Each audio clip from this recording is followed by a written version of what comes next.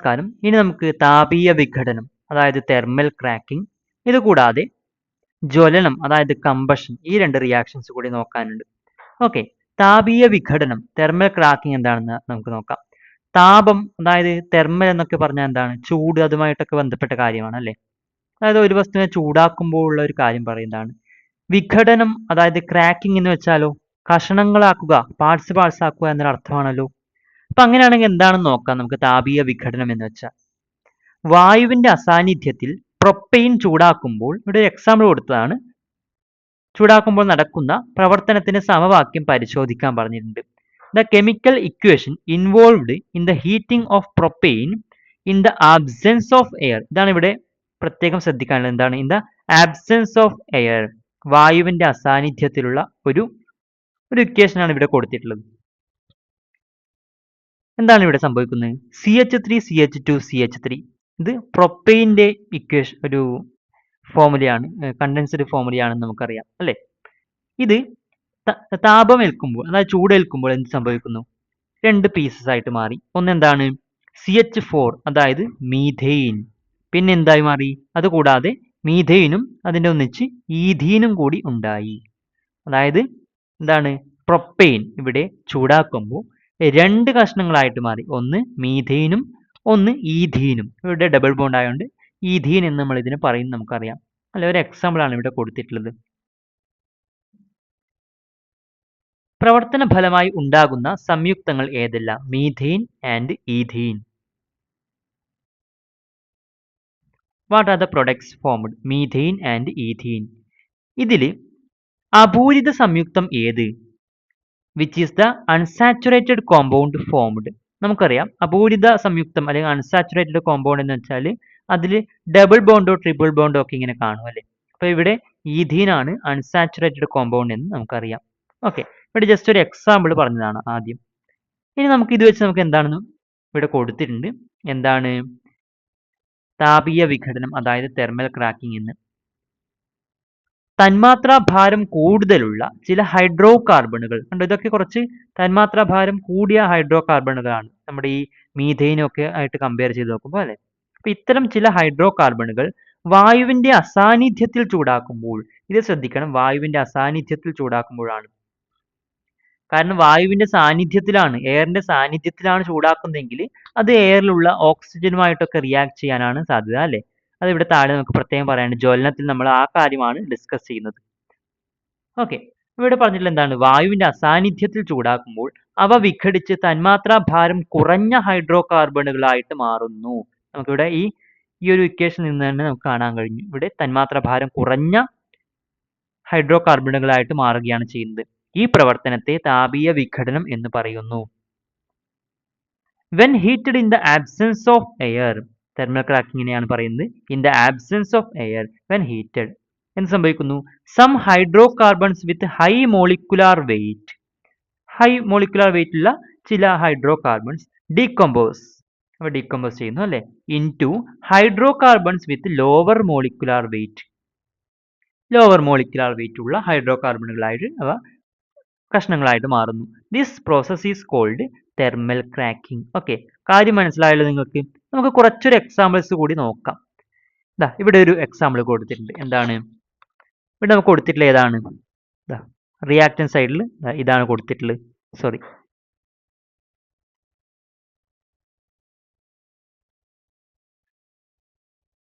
ഇവിടെ റിയാക്ടൻ സൈഡിൽ 4 കാർബൺ ആറ്റങ്ങളുള്ള ഇതാണ് കൊടുത്തിട്ടുള്ളത്. ഇതാണ് നമ്മൾ ഇവിടെ ചൂടാക്കുന്നത്, തെർമൽ ക്രാക്കിങ്ങിന് വിധേയമാക്കുന്നത് ഈ ഒരു ഹൈഡ്രോ കാർബൺ ആണ്. ഏതാണിത്? 4 കാർബൺ ആറ്റംസ് ഉണ്ട്. ഇതൊരു ആൽക്കെയിൻ ആണെന്ന് നമുക്കറിയാം, സിംഗിൾ ബോൺസ് മാത്രമേ ഉള്ളൂ അല്ലെ? അങ്ങനെയാണെങ്കിൽ ഇതിന്റെ പേര് ബ്യൂട്ടെയിൻ ആണെന്ന് നമുക്കറിയാം. ഓക്കെ, അപ്പൊ ബ്യൂട്ടെയിൻ ചൂടാക്കുമ്പോൾ എന്ത് കിട്ടുന്നു നോക്കാം. ഒന്നിവിടെ നോക്കൂ, CH3 CH double bond CH2 ഒന്ന് കൊടുത്തിട്ടുണ്ട്. അടുത്ത ഏതായിരിക്കും നമുക്ക് നോക്കാം. ഇവിടെ ലെഫ്റ്റ് സൈഡിലുള്ള ബ്യൂട്ടെയിൻ്റെ മോളിക്കുലാർ ഫോർമുല എങ്ങനെയാണ് വരുന്നത്? നമുക്കറിയാം ബ്യൂട്ടെയിൻ്റെ മോളിക്കുലാർ ഫോർമുല. എത്ര കാർബൺ ആറ്റംസ് ഉണ്ട്? 4. അതുകൊണ്ട് C4. H എത്ര ഉണ്ട്? 10 എണ്ണാണെന്ന് അറിയാം. 3 2 5 5 2 7 3 10. അപ്പോൾ C4H10 എന്നാണ് നമ്മുടെ ഈ ബ്യൂട്ടൈൻ്റെ മോളിക്കുലാർ ഫോർമുല. അങ്ങനെയാണ് ഇതിലെ ഒരു കോമ്പൗണ്ട് ഇവിടെ കിട്ടിയിട്ടുണ്ട് അല്ലേ, തന്നിട്ടുണ്ട്. ഇവിടെ ഉണ്ടായ ഒരു കോമ്പൗണ്ടിൻ്റെ കണ്ടൻസ്ഡ് ഫോർമുല ഇവിടെ കൊടുത്തിട്ടുണ്ട്. അങ്ങനെയാണെങ്കിൽ ഇതിൽ നമുക്ക് എണ്ണിയാൽ മനസ്സിലാക്കും C3 3 കാർബൺ ആറ്റങ്ങളാണ് ഇതിലുള്ളത് അല്ലേ. അപ്പോൾ ഇവിടെ ഈ ഭാഗത്ത് 4 കാർബൺ ആറ്റങ്ങളുണ്ട്. അതിൽ 3 കാർബൺ ആറ്റങ്ങൾ ഇവിടെ കൊടുത്തു. 1 2 3. അങ്ങനെയാണെങ്കിൽ പ്ലസ് എന്തുകൂടി വരും? ഇവിടെ ഒരു കാർബൺ ആറ്റം കൂടി വരും. ഒരു കാർബൺ ആറ്റം ഇവിടെ വരും അല്ലേ. നമ്മുടെ ഈ സൈഡിൽ ഒരു കാർബൺ ആറ്റം വന്നു. ഇനി ഹൈഡ്രജൻ്റെ എണ്ണം എടുക്കാം. ഇവിടെ ലെഫ്റ്റ് സൈഡിൽ എത്ര ഹൈഡ്രജൻ ഉണ്ട് നമുക്കറിയാം. H10 ആണുള്ളത്. 10 ഹൈഡ്രജൻ ആറ്റംസ് ഉണ്ടായിരുന്നു അല്ലേ ഇവിടെ. അപ്പം അങ്ങനെയാണെങ്കിൽ റൈറ്റ് സൈഡിൽ അതേപോലെ ഉണ്ടാവണമല്ലോ. ഇവിടെ ഈ ഫസ്റ്റ് കോമ്പൗണ്ടിൽ, ഈ ഫസ്റ്റ് ഹൈഡ്രോ കാർബണിൽ എത്ര ഹൈഡ്രജൻ വന്നു കഴിഞ്ഞു? ഇവിടെ 3, 3ഉം ഇവിടെ 1. അപ്പോൾ 4, 4ഉം ഈ 2, 6. അതായത് 6 ഹൈഡ്രജൻ ആറ്റംസ് ഇവിടെ വന്നു കഴിഞ്ഞു. ടോട്ടൽ ലെഫ്റ്റ് സൈഡിൽ ഇവിടെ 10 എണ്ണമാണ് ഉള്ളത്. നമുക്കറിയാം ഇവിടെ 10 എണ്ണമാണ് ഉള്ളത് അല്ലേ. അപ്പം അങ്ങനെയാണെങ്കിൽ അതിൽ 6 എണ്ണം ഇവിടെ റൈറ്റ് സൈഡിൽ വന്നു കഴിഞ്ഞു. ഇനി എത്ര എണ്ണം കൂടി വരാനുണ്ട്? 4 എണ്ണം കൂടി അല്ലേ. 6ഉം 4ഉം ആണല്ലോ 10. അപ്പോൾ ഇവിടെ പ്ലസ് എന്നെടുത്ത് ഇവിടെ H4 എന്ന് കൂടി നമുക്ക് എഴുതാം. നമുക്കറിയാം H4 എന്ന് കൂടി എഴുതാം. ഇപ്പോൾ കറക്റ്റ് ആയല്ലോ. ലെഫ്റ്റ് സൈഡിലും റൈറ്റ് സൈഡിലും നോക്കിക്കോളൂ. ലെഫ്റ്റ് സൈഡിൽ 4 കാർബൺ ആറ്റംസ്, ബ്യൂട്ടൈനിൽ 4 കാർബൺ ആറ്റംസ്. റൈറ്റ് സൈഡിൽ ഓക്കെ. ഇവിടെ ഫസ്റ്റ് കോമ്പൗണ്ടിൽ 1 2 3 3 കാർബൺ ആറ്റവും ഇവിടെ മറ്റേ കോമ്പൗണ്ടിൽ ഇവിടെ ഒരു കാർബൺ ആറ്റവും. അപ്പോൾ ഇവിടെ 4 എണ്ണമായി. അതേപോലെ ഹൈഡ്രജൻ ആറ്റംസിൻ്റെ എണ്ണവും നോക്കിയാൽ ഇവിടെ 10 എണ്ണം, ഇവിടെ ഇതാ ഇവിടെ 6 എണ്ണം, ഇവിടെ 4 എണ്ണം. അപ്പോൾ ഇവിടെയും ടോട്ടൽ 10 ആയി കഴിഞ്ഞു. ഇത് ഏതൊക്കെയാണ്? നമുക്കറിയാം ഇത് 1 2 3 കാർബൺ ആറ്റങ്ങളാണുള്ളത്. അതുകൊണ്ട് ഇത് പ്രൊപ്പീൻ ആണെന്ന് നമുക്കറിയാം. ഇവിടെ ഒരു ഡബിൾ ബോണ്ട് വന്നു കഴിഞ്ഞു. അതുകൊണ്ട് പ്രൊപ്പീൻ ആണ് ഇത്. ഇതോ CH4 നമുക്കറിയാവുന്ന തന്നെയാണ് അല്ലേ. മീഥെയിൻ, പ്രൊപ്പീനും മീഥെയിനുമായിട്ട് മാറിയതായിട്ട് നമുക്കിവിടെ കാണാം. മറ്റൊരു എക്സാമ്പിൾ കൊടുത്തിട്ടുണ്ട്. നോക്കിക്കോളൂ. 1 2 3 4 5 5 കാർബൺ ആറ്റങ്ങളുള്ള കോമ്പൗണ്ട്, ഒരു ഹൈഡ്രോ കാർബൺ. സിംഗിൾ ബോൺസ് മാത്രമേ ഉള്ളൂ. ഏതാണിത്? നമുക്കറിയാം ഇത് പെൻറ്റെയിൻ ആണെന്ന് നമുക്കറിയാം. പെൻറ്റെയിൻ. ഓക്കെ. അങ്ങനെയാണെങ്കിൽ ഇതിൽ ഒരു പ്രൊഡക്റ്റിൻ്റെ കണ്ടൻസ്ഡ് ഫോർമുല ഇവിടെ കൊടുത്തിട്ടുണ്ട്. CH2 double bond CH2. അതായത് ഈഥീനാണ് ഒരു പ്രൊഡക്റ്റ് അല്ലേ. മറ്റേത് ഏതായിരിക്കും? നമുക്ക് ഇതേപോലെ ഇവിടെ ഈ കാർബണിൻ്റെ എണ്ണം എടുത്തിട്ട് നമുക്ക് നോക്കാം. ലെഫ്റ്റ് സൈഡിൽ പെൻറ്റെയിൻ ആണെന്ന് അറിയാം. പെൻറ്റെയിൻ എന്ന് വെച്ചാൽ ഇതാ C5H12. അപ്പോൾ ഇവിടെ ഈ കൊടുത്തിട്ടുള്ള ഒന്നിൽ 2 കാർബൺ ആറ്റംസ് ഓൾറെഡി വന്നു കഴിഞ്ഞു. 2 കാർബൺ ആറ്റംസ് ഓൾറെഡി വന്നു കഴിഞ്ഞു. അപ്പോൾ ഇവിടെ ലെഫ്റ്റ് സൈഡിൽ 5 എണ്ണമാണ് ഉള്ളത്. ഇതിൽ 2 എണ്ണം ഇവിടെ വന്നു കഴിഞ്ഞു. അപ്പോൾ ഇവിടെ 3 എണ്ണം വരുമെന്ന് നമുക്കറിയാം അല്ലേ. അപ്പോൾ C ഇവിടെ H എഴുതാൻ വേണ്ടി സ്പേസ് കൊടുത്തിട്ട് നമുക്ക് ഇവിടെ C single bond, C single bond, C എന്ന് മാത്രം ഒന്ന് എഴുതി കൊടുക്കാം. ഓക്കെ. ഇനി ഹൈഡ്രജൻ എണ്ണം കൂടി എടുക്കാമല്ലോ. ലെഫ്റ്റ് സൈഡിൽ എത്ര ഹൈഡ്രജൻ ആണുള്ളത്? ഇവിടെ കൊടുത്തിട്ടുണ്ട് അല്ലേ. 12 ഹൈഡ്രജൻ ആണ് ഇവിടെ ടോട്ടൽ ഉള്ളത്. റൈറ്റ് സൈഡിൽ ഈ കൊടുത്തിട്ടുള്ളതിൽ എത്ര ഹൈഡ്രജൻ വന്നു കഴിഞ്ഞു? 4 ഹൈഡ്രജൻ വന്നു കഴിഞ്ഞു അല്ലേ. 2 4 എണ്ണം വന്നു കഴിഞ്ഞു. ബാക്കി ഇവിടെ 8 ഹൈഡ്രജൻ ആണ് ഉണ്ടാവില്ല. നമുക്കിവിടെ എഴുതി കൊടുത്താൽ ശരിയാണെന്ന് മനസ്സിലാവുക. ഇവിടെ H3 കൊടുത്തു, ഇവിടെ ഇവിടെ 2 കൊടുത്തു, 3 കൊടുത്തു. എണ്ണി നോക്കിയാൽ മനസ്സിലാവുമല്ലോ. 3ഉം 2 5, 5ഉം 3ഉം 8. ഓക്കെ. ഇത് ഏതാണ്? ഈ കോമ്പൗണ്ട് ഏതാണ് നമുക്കറിയാം. CH3 single bond CH2 single bond CH3. ഏത് കോമ്പൗണ്ട് ആണെന്ന് നമുക്കറിയാം. ഏതാണ്? പ്രൊപ്പീൻ ആണ്. പ്രൊപ്പീനും കൂടാതെ ഈഥീനുമായിട്ട് ഇവിടെ വിഘടിച്ചതായിട്ട് കാണാം. തെർമൽ ക്രാക്കിങ്ങിന് അണ്ടർഗോ ചെയ്യുമ്പോൾ ഇങ്ങനെ സംഭവിച്ചതായിട്ട് കാണാം. ഇനി ഇവിടെ താഴെ കൊടുത്തില്ല എന്താണ്? കൂടുതൽ കാർബൺ ആറ്റങ്ങൾ ഉൾപ്പെട്ട ഹൈഡ്രോ കാർബണുകൾ താപീയ വിഘടനത്തിന് വിധേയമാകുമ്പോൾ കാർബൺ ചെയിൻ പല രീതിയിൽ വിഘടിക്കാനുള്ള സാധ്യതയുണ്ട് എന്ന് പറഞ്ഞു. ഇതിനർത്ഥം എന്താണെന്ന് അറിയണ്ടേ? നോക്കിക്കോളൂ. When hydrocarbons containing more carbon atoms, ഇതുപോലെ കൂടുതൽ കാർബൺ ആറ്റംസ് ഉള്ള ഹൈഡ്രോ കാർബൺസ്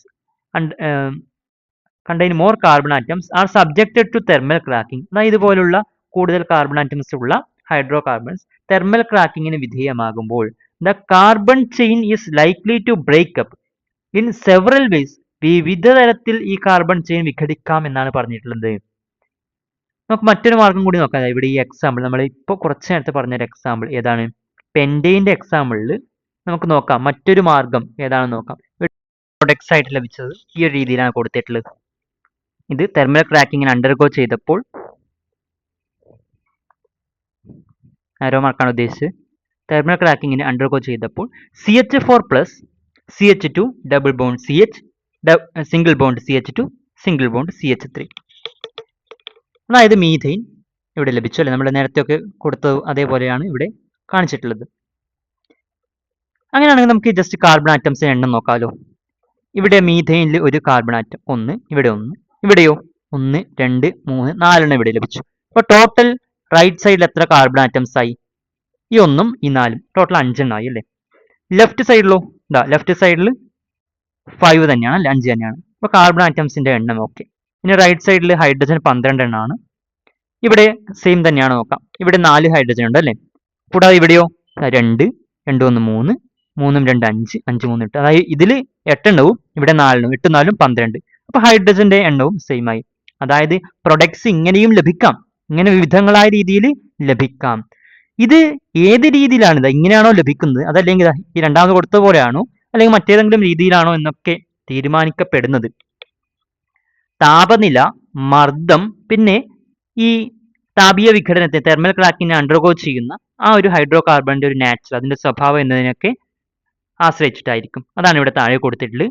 താപീയ വിഘടനത്തിന്റെ ഫലമായി ഏതെല്ലാം ഉൽപ്പന്നങ്ങളാണ് ലഭിക്കുകയെന്നത് താപനില, മർദ്ദം, വിഘടനത്തിന് വിധേയമാകുന്ന ഹൈഡ്രോ കാർബണുകളുടെ സ്വഭാവം എന്നിവയെ ആശ്രയിച്ചിരിക്കുന്നു.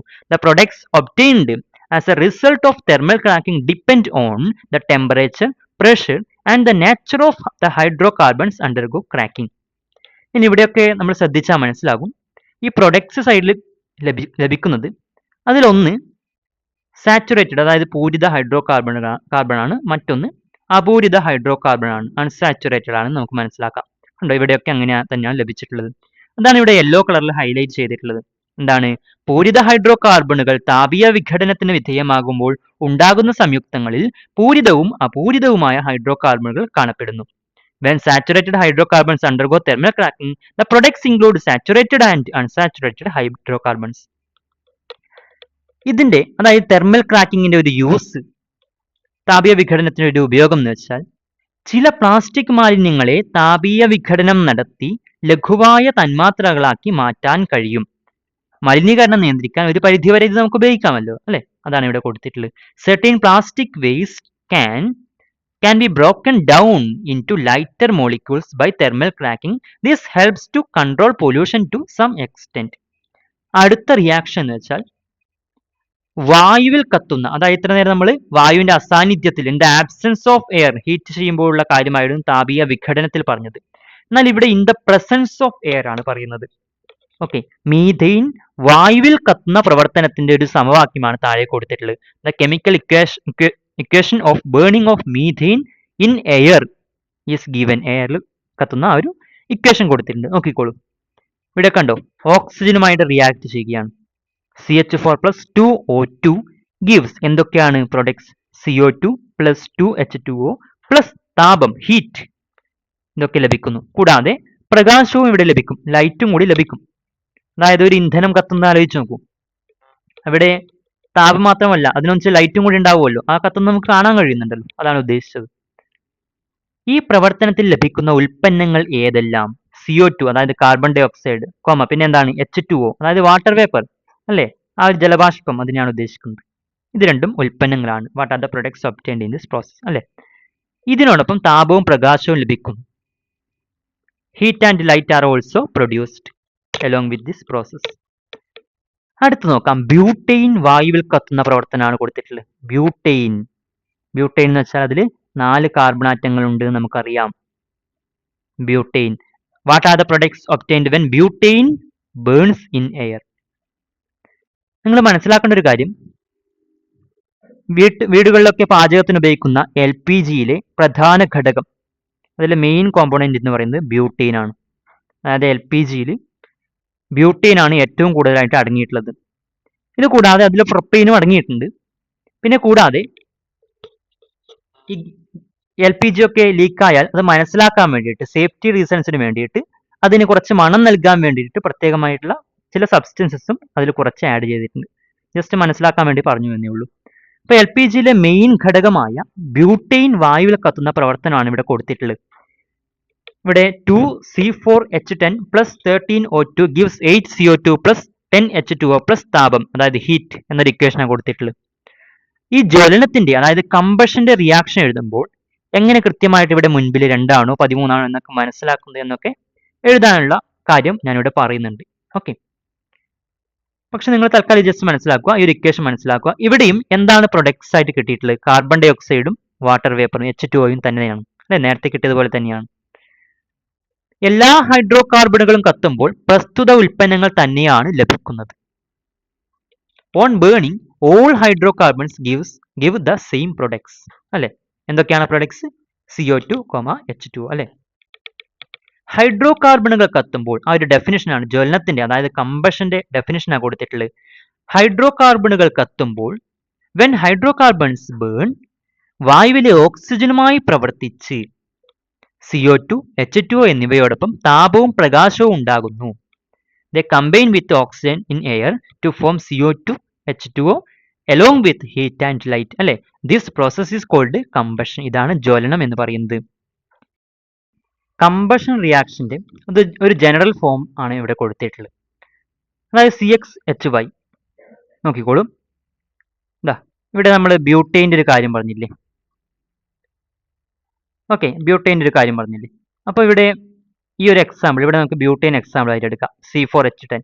അതായത് ഉദ്ദേശിക്കുന്ന അത്ര മാത്രമേ ഉള്ളൂ. എന്താണ് ഈ X എന്ന് വെച്ചാൽ ബ്യൂട്ടൈൻ്റെ കാര്യത്തിലാണെങ്കിൽ അത് 4 ആണ്, Y എന്ന് വെച്ചാൽ 10 ആണ്. ഓക്കെ, ഇത് ജനറൽ ആയിട്ട് കൊടുത്തു എന്നേ ഉള്ളൂ. അപ്പോൾ CXHY പ്ലസ് O2. അപ്പോൾ O2 എത്ര എണ്ണം ഉണ്ട് എന്ന് എഴുതണമെങ്കിൽ ഇതിന് മുന്നിലായിട്ട് എഴുതേണ്ട സംഖ്യ എത്രയാണെന്ന് കണ്ടുപിടിക്കണ്ടേ. നോക്കാം. X ഇവിടെ കൊടുത്തിട്ടുള്ള ആ ഒരു നമ്പർ ഉണ്ടല്ലോ, അത് ഇവിടെ എഴുതുക. പ്ലസ് ഇവിടെ കൊടുത്തിട്ടുള്ള നമ്പർ ഹരിക്കണം 4, അതായത് Y/4 O2. ഇത്രയും O2 ആയിരിക്കും ഉണ്ടാവുക. ഗിവ്സ് X CO2, അതായത് ഇവിടെ സിയുടെ അടിയിലുണ്ടായ നമ്പർ അത്രയും CO2, X CO2 plus H ഉണ്ടായത് എത്ര ആണോ അതേപോലെ നമുക്ക് എഴുതാം Y/2 H2O പ്ലസ് താപം. ഇങ്ങനെയാണ് എഴുതുക. നമുക്ക് ഈ ഒരു പർട്ടിക്കുലർ എക്സാമ്പിൾ നോക്കാം. അതായത് ബ്യൂട്ടൈൻ്റെ ഈ ഒരു ഇക്വേഷൻ ഇതേപോലെ എങ്ങനെ എഴുതി എന്ന് നമുക്ക് നോക്കാം. ഇവിടെ അതാ ഇവിടെ നോക്കിക്കോളൂ. C4H10 നമുക്ക് ഈ ഒരു ഭാഗം ആദ്യം എഴുതി, ഈ ഒരു ഹൈഡ്രോ കാർബണിന്റെ ഭാഗം ആദ്യം എഴുതി. C4H10 പ്ലസ് O2ന് മുന്നിൽ X പ്ലസ് Y/4 എന്നാണല്ലോ. ആ X ഇവിടെ എത്രയാണ് നോക്കിക്കോളൂ. X എത്രയാണ്? X ഇവിടെ 4 ആണ്, അതുകൊണ്ട് Xന് പകരം 4 എന്ന് എഴുതി. പ്ലസ് Y/4, Y എവിടെ എത്രയാണ്? Yക്ക് പകരം 10 ആണ് അല്ലേ. Y 10 ആണ്, അതുകൊണ്ട് Y/4 എന്നതിന് പകരം 10/4 എന്ന് എഴുതി. അത്രയും O2 എന്ന് എഴുതി. ഗിവ്സ് X CO2, X എത്രയാണ് നമ്മൾ പറഞ്ഞു? 4 ആണ് അല്ലേ. 4 CO2 പ്ലസ് Y/2, Y 10 ആയതുകൊണ്ട് 10/2 H2O എന്ന് എഴുതി. ഇനി നമുക്ക് ഇത് ഈ ബ്രാക്കറ്റിനകത്തുള്ളതൊന്ന് കൂട്ടി എഴുതാം അല്ലേ.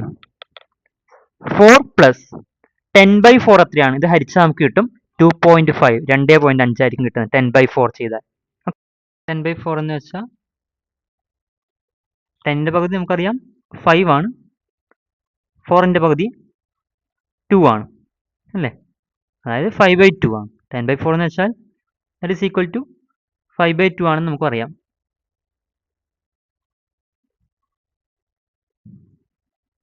ടെൻ ബൈ 4 എന്ന് വെച്ചാൽ 5/2 ആണ്. 5/2 എത്രയാണ്? 5ന്റെ പകുതി 2.5 ആണ് അല്ലേ. അപ്പോൾ 4 പ്ലസ് 2.5 നമുക്ക് കിട്ടും 6.5 എന്ന് കിട്ടും. ഓക്കെ, ഇനി പ്ലസ് 10/2 5 ആണ് അല്ലേ. അപ്പോൾ ഇവിടെ 10/2ന് പകരം 5 എന്ന് എഴുതി വെച്ചു.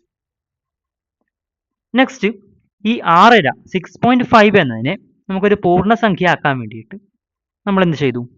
2 കൊണ്ട് ഇവിടെ മുന്നിൽ ഗുണിച്ചാൽ മതി അല്ലേ. 2 മൾട്ടിപ്ലൈഡ് ബൈ 6.5, അങ്ങനെയാണ് നമുക്ക് 13 കിട്ടും. പക്ഷേ ഇവിടെ 2 കൊണ്ട് നിങ്ങൾ ഗുണിക്കുന്നുണ്ടെങ്കിൽ ത്രൂ ഔട്ട് നിങ്ങൾ ഗുണിക്കണം. അതായത് ഇവിടെയും നിങ്ങൾ 2 കൊണ്ട് ഗുണിക്കണം, ഇവിടെയും നിങ്ങൾ 2 കൊണ്ട് ഗുണിക്കണം. കൂടാതെ ഈ 4ന് മുന്നിൽ നിങ്ങൾ 2 കൊണ്ട് ഗുണിക്കണം, ഇവിടെയും ഈ 5ന് മുന്നിൽ നിങ്ങൾ 2 കൊണ്ട് ഗുണിക്കണം. അങ്ങനെയാണ് താഴെ നമുക്ക് ഈ ഒരു രീതിയിലുള്ള ഇക്വേഷൻ കിട്ടുന്നത്. കണ്ടോ, 2C4H10 പ്ലസ് ഇവിടെ ഗുണിച്ചപ്പോൾ 13O2 പ്ലസ് ഇവിടെ 4 ഗുണിച്ചപ്പോൾ 4 ഗുണിക്കാൻ 2 8 ആണ്. 8CO2 പ്ലസ് 10H2O പ്ലസ് താപം എന്ന രീതിയിൽ ഇങ്ങനെയാണ് നിങ്ങൾക്ക് ഇക്വേഷൻ കിട്ടുന്നത്. അങ്ങനെയാണെങ്കിൽ നമുക്ക് ഈ ഒരു ടേബിൾ ഒന്ന് കംപ്ലീറ്റ് ചെയ്ത് നോക്കാം. കുറേ രാസസമവാക്യങ്ങൾ, കെമിക്കൽ ഇക്വേഷൻസ് ആണ് താഴെ കൊടുത്തിട്ടുള്ളത്. ഇത് ഓരോന്നും ഏതൊക്കെയാണ് നമുക്കൊന്ന് ഐഡന്റിഫൈ ചെയ്യാൻ നോക്കാം. ഓക്കെ, ഇവിടെ ഫസ്റ്റ് കൊടുത്തിട്ടുള്ളത് CH triple bond CH plus 2H2 ഒരു കാറ്റലിസ്റ്റിന്റെ പ്രസൻസിൽ നിക്കൽ. ഓക്കെ, നിക്കൽ കാറ്റലിസ്റ്റിന്റെ പ്രസൻസിൽ. ഇവിടെ നമുക്കറിയാം ഇത് അഡീഷൻ റിയാക്ഷൻ ആണ്. നമ്മൾ പഠിച്ചിട്ടുണ്ട് ഇതേപോലെ ഹൈഡ്രജൻ ആഡ് ചെയ്യുന്ന ആ ഒരു റിയാക്ഷൻ. ഇവിടെ H2 എത്ര ഉണ്ട്? 2 H2 ഉണ്ട്. 2 H2 ഉണ്ട്. ഇങ്ങനെ H, ഇതൊരു H2, പിന്നെ ഇതേപോലെ ഒന്നും കൂടി മറ്റൊരു H2 കൂടി ഉണ്ട്. H2. ഓക്കെ. അപ്പോൾ എങ്ങനെ സംഭവിക്കും? ഇവിടെ ട്രിപ്പിൾ ബോണ്ട് ആണല്ലേ. അപ്പോൾ ആദ്യത്തെ ഒരു ബോണ്ട് മാറിയിട്ട് ഈ ഓരോ ഹൈഡ്രജൻസ് ഓരോ സ്ഥലത്ത് വരും അല്ലേ. മറ്റൊരു ബോണ്ട് മാറിയിട്ട് അടുത്തതിലുള്ള ഓരോ ഹൈഡ്രജനും അവിടേക്ക് ആഡ് ചെയ്യപ്പെടും. അങ്ങനെയാണെങ്കിൽ CH ട്രിപ്പിൾ ബോണ്ട് CH എന്നതിന് പകരം CH, പിന്നെ ഇവിടെ 2 ഹൈഡ്രജൻ വീതം ആഡ് ചെയ്യപ്പെട്ടല്ലോ. അപ്പോൾ CH3 സിംഗിൾ ബോണ്ട് CH3 എന്ന രീതിയിൽ വരും. CH3 single bond CH3. ഇത് ഏത് ഇക്വേഷൻ, ഏതൊരു റിയാക്ഷനാണ്? ഏത് റിയാക്ഷനാണ്? ഇത് അഡീഷൻ റിയാക്ഷനാണ്. ഓക്കെ. അടുത്തതോ CH2Cl2 പ്ലസ് Cl2 സൂര്യപ്രകാശത്തിന്റെ സാന്നിധ്യത്തിൽ, സൺലൈറ്റിന്റെ പ്രസൻസിൽ. ഏതാണിത്? നമുക്കറിയാം ഓൾറെഡി. ഇവിടെ പ്രൊഡക്റ്റ് സൈഡിൽ HCl ഉണ്ടാവുന്നുണ്ട്. ഇത് ഏതാണെന്നാണ് ഫില്ല് ചെയ്യാൻ പറഞ്ഞിട്ടുള്ളത്. നമുക്കറിയാം Cl2 ആയിട്ട് റിയാക്ട് ചെയ്യുമ്പോൾ സബ്സ്റ്റിറ്റ്യൂഷൻ റിയാക്ഷൻ, അതായത് ആദേശ രാസപ്രവർത്തനമാണ് നടക്കുന്നത് നമ്മൾ പഠിച്ചിട്ടുണ്ട്. എങ്ങനെയാണ് ഇവിടെ സംഭവിക്കുന്നത്? ഈ Cl2, ഇവിടെ CH2Cl2 ആണ്. ഇതിലുള്ള ഒരു ഹൈഡ്രജൻ ഒരു സൈഡിലോട്ട് മാറിയിട്ട് പകരം ഇതിലുള്ള ഒരു ക്ലോറിൻ ആറ്റം അവിടത്തേക്ക് വരും. അങ്ങനെയാണെങ്കിൽ ഈ പ്രൊഡക്റ്റ് സൈഡിൽ ഇവിടുന്ന് ഒരു ഹൈഡ്രജൻ മാറി, അത് H2 എന്നവരെ ഒന്ന് മാത്രമേ ഉള്ളൂ, H മാത്രമേ ഉള്ളൂ അല്ലേ. H2 എന്നവരെ H1 എന്ന് കൊടുക്കണമെന്നില്ല, കൊടുക്കേണ്ട ആവശ്യമില്ല. H എന്ന് മാത്രമേ എഴുതിയാൽ മതി. CH. Cl2 പകരം ഒരു ക്ലോറിൻ ആറ്റം കൂടി ഇതിലേക്ക് വന്നല്ലോ. അപ്പോൾ Cl3 ആയി. അതാണ് ഇവിടെ കൊടുത്തില്ല, കണ്ടോ. CHCl3 പ്ലസ് ഇവിടെ 2 Cl ഉണ്ടായിരുന്നു അല്ലേ. അതിലൊരു Cl ആണ് ഇപ്പുറത്തേക്ക് പോയത്, മറ്റൊരു Cl ബാക്കിയുണ്ട്. അതാണ് ഇവിടെ കൊടുത്തിട്ടുണ്ട്, ഒരു Cl. ലെഫ്റ്റ് സൈഡിൽ നിന്ന് ഇവിടുന്ന് വന്ന ഹൈഡ്രജൻ എക്സ്ട്രാ ഇവിടെ വന്നു, അതാണ് ഈ കൊടുത്തിട്ടുള്ളത്. CHCl3 പ്ലസ് HCl എന്ന രീതിയിൽ. ഇത് ആദേശ രാസപ്രവർത്തനമാണ്, അതായത് സബ്സ്റ്റിറ്റ്യൂഷൻ റിയാക്ഷൻ ആണ്, നമുക്കറിയാം. ഇവിടെയോ NCH2CH2, അതായത് ഈഥീൻ N എണ്ണം ഉണ്ട്. നമുക്ക് N കണ്ടപ്പോൾ തന്നെ മനസ്സിലായില്ലേ, പോളിമറൈസേഷൻ ആണ് ഉദ്ദേശിക്കുന്നത്. ഓക്കെ. അപ്പം അങ്ങനെയാണെങ്കിൽ നമുക്ക് പ്രൊഡക്റ്റ് സൈഡിൽ ഇങ്ങനെ എഴുതാം. CH2, അതായത് ഈ ഒരു ഡബിൾ ബോണ്ടിൽ ഒന്ന് ബ്രേക്ക് ആയല്ലോ അല്ലേ. ഇവിടെ ഒന്ന് ബ്രേക്ക് ആയിട്ട് 2 സൈഡിലോട്ടായിട്ട് ഓരോ വര ഇങ്ങനെ വരക്കാം നമുക്ക്. അതാണ് ഇവിടെ കൊടുത്തിട്ടുണ്ടോ. CH2 സിംഗിൾ ബോണ്ട് CH2, ഇവിടത്തേക്കും ഇങ്ങനെ ബോണ്ട് ചെയ്യാനുള്ള ആ ഒരു വരയാണ് നമ്മൾ കൊടുത്തിട്ടുള്ളത്. അതിലൊരു ബ്രാക്കറ്റ് ഇതുപോലെ ഇട്ടിട്ട് N, ഇതുപോലെ N എണ്ണം ഇങ്ങനെ ലിങ്ക് ചെയ്ത് പോയിട്ടുണ്ട് എന്ന് മനസ്സിലാക്കാൻ വേണ്ടി ഈ ഒരു രീതിയിലാണ് നമ്മൾ കൊടുക്കാറ്. ഇതേതാണ്? പോളിമറൈസേഷൻ ആണ്. പോളിമറൈസേഷൻ ആണ് ഈ റിയാക്ഷൻ. ഇനി CH4 plus something gives CO2 plus something. ഇതേതാണ്? ജ്വലനം, അതായത് കമ്പഷൻ ആണല്ലേ. ഇവിടെ പ്രൊഡക്റ്റ് സൈഡിൽ CO2 carbon dye oxide form ചെയ്തിട്ടുണ്ട്, പിന്നെ H2O കൂടെ ഫോം ചെയ്യുന്നുണ്ട്, നമുക്കറിയാം. ഇവിടെ CH4 പ്ലസ് ഓക്സിജനുമായിട്ടാണല്ലോ ചേരുന്നത്, പ്ലസ് O2 ആണ് ഉണ്ടാവുന്നത് അല്ലേ.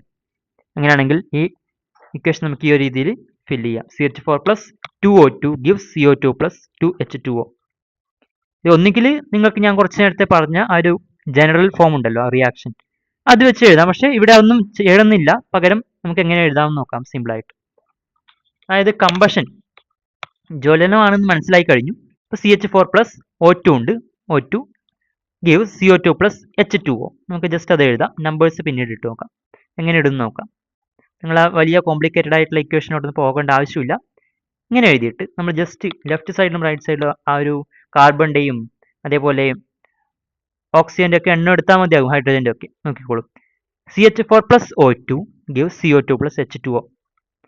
ഇവിടെ ലെഫ്റ്റ് സൈഡിൽ ഒരു കാർബൺ, റൈറ്റ് സൈഡിൽ ഒരു കാർബൺ. ഓക്കെ, അത് കാർബൺ ഓക്കെ ആയി അല്ലേ. നമുക്ക് H നോക്കാം. ലെഫ്റ്റ് സൈഡിൽ 4 H ഉണ്ട്, ഓർമ്മിച്ചോളൂ, 4 H ഉണ്ട് ലെഫ്റ്റ് സൈഡിൽ. റൈറ്റ് സൈഡിലോ ഉണ്ടോ, ഇവിടെ 2 H മാത്രമേ ഉള്ളൂ.